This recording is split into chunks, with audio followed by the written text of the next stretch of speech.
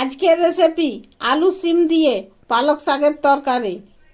এই যে আলু সিম দিয়ে পালক শাকের তরকারি বনে রেডি। আলু সিম দিয়ে পালক বানার জন্য এই যে আলুকে ছুলে কাটে ধুয়ে নিয়েছি, সিমকে বাছে কাটে আর ধুয়ে নিয়েছি। এই যে পালক শাককে বাছে আর ধুয়ে নিয়েছি। এরপর একে ছোট ছোট করে কাটে নেব। কড়াইয়ে তেল গরম করে জিরা, শুকনো লঙ্কা, তেজপাতা, দারচিনি আর এলাচি ফোড়ন দিয়ে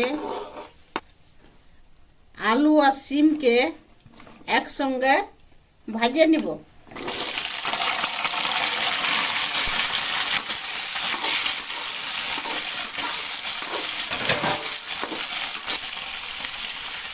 পরিমাণ মতো নুন দিয়ে 1 মিনিট ভাজে নিয়ে ঢাকুন দিয়ে দিচ্ছি। 3 মিনিট পর ঢাকুনটা খুলে নিয়ে ভাজবো। এই যে আবার ঢাকুন দিয়ে দিচ্ছি। এই যে ঢাকুন খুলে খুলে ভাজিয়ে নিব। এই যে আলু আর সিম ভাজা হয়ে গেছে, আলুটা প্রায় সিদ্ধ হয়ে গেছে। এরপর আদা রসুন বাটা, যেমন তরকারি সেই হিসাবে মশলা।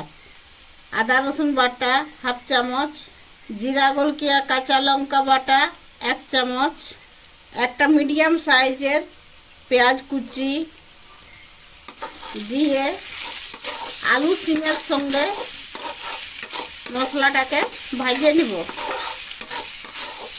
এরপর হলুদ আর এই যে বাটা মশলার জলটা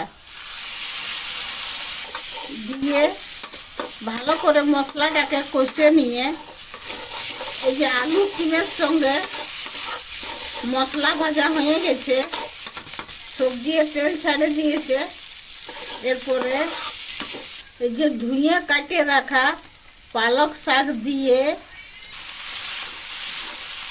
আর ভাজবো। ঢাকুন আর দিব না, এমনি লাড়ে লাড়ে শাকটা সবজির সঙ্গে শাকটা ভাজে নিব। এটা উইন্টার রেসিপি, এগুলো শীতকালে পাওয়া যায়। এটাকে এইভাবে লাড়ে লাড়ে ভাজে নিব। শাকের জলটা শুকিয়ে গেছে আর শাকও সিদ্ধ হয়ে গেছে। এরপরে আঁচটা বন্ধ করে দিয়ে নামাই আর বাটে নিব।